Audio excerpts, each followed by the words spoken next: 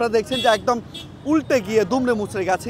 এই রেলিংয়ে এসে আঘাতটা পায় এবং দেখছেন যে গাড়ির যে ভাঙাচুরো অংশগুলো রয়েছে, এই অবস্থাটি দেখে কিন্তু বোঝা যাচ্ছে মূলত কতটা ভয়াবহ ছিল এই দুর্ঘটনাটি। রেলিংয়ের কথা বলছিলাম, সেই রেলিংটি কিন্তু একদম ভিতরে চলে এসেছে।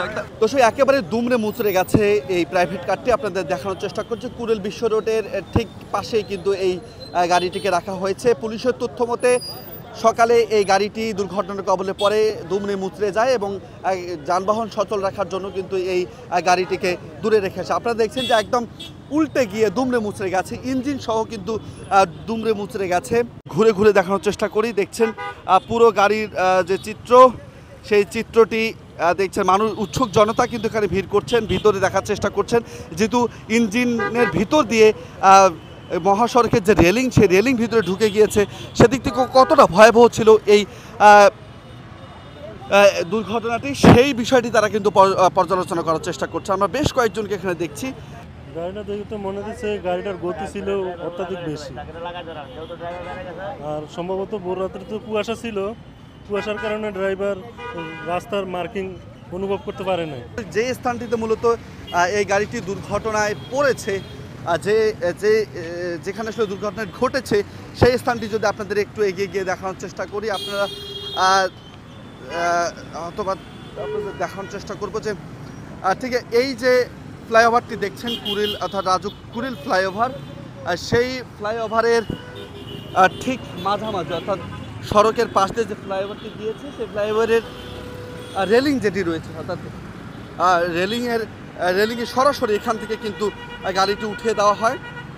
আপনারা দেখছেন যে এই দিক থেকে গাড়িটি সোজা উঠে দেওয়া হয়, এই স্থান থেকে কিন্তু রেলিংটি মূলত শুরু হয়েছে।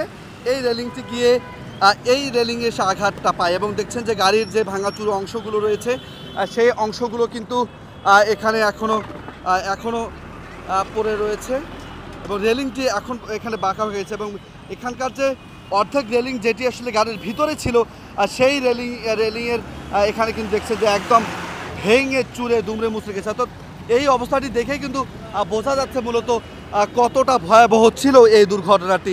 এবং এখান থেকে প্রায় 50 গজ দূরে গাড়িটিকে টেনে রাস্তার সড়কের পাশে কিন্তু রাখা হয়েছে। ফ্লাইওভারটি রয়েছে, সেই ফ্লাইওভারকে সজোরে আঘাত করেছে বলে পুলিশ আমাদেরকে জানিয়েছে। অর্থাৎ যেটি ধরে যমুনা ফিউচার পার্কে যাওয়ার যে ফ্লাইওভার রয়েছে, সেই ফ্লাইওভারে কিন্তু এটি সজোরে আঘাত করে এবং সাথে দুমড়ে মুচড়ে যায় এবং উল্টে যায়। পরে পুলিশের সহায়তায় ক্রেন দিয়ে কিন্তু গাড়িটিকে এই রাস্তার পাশে এসে দাঁড় করানো রেখে দেওয়া হয়েছে, যাতে মানুষজনের চলাচল সাবলীল করা যায়। এটা অনেক স্পিডে ছিল, স্পিডে থাকার কারণে এখানে সে রেলিংয়ে উঠে গাড়িটা ভাঙিয়ে ফেলেছে।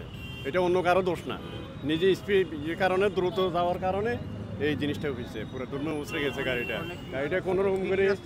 হ্যাঁ, ধন্যবাদ আপনাকে। দর্শক দেখছেন যে স্থানীয়রা বলছেন, এখানে যারা আছেন তারা বলছেন যে আসলে অনেক স্পিডে ছিল গাড়িটি, সে কারণেই মূলত গাড়িটির এই অবস্থা। আপনাদের যদি একটু জানার চেষ্টা, পুলিশ যে তথ্যটি মূলত দিচ্ছে, ভোর 4টার দিকে গাড়িটি প্রচুর স্পিডে এসে রেলিং যেটি রয়েছে অর্থাৎ সড়কের বিশেষ করে ফ্লাইওভারের যে রেলিং, সেই রেলিংয়ের সজোরে আঘাত করে এবং রেলিংয়ের পাইপটি ইঞ্জিন ছিদ্র করে মূলত একদম ভিতরে চলে যায়, যার ফলে গাড়িটি সেখানে কয়েকবার আছড়ে পড়ার পরে সড়কের ঠিক মাঝামাঝি পর্যায়ে চলে যায়।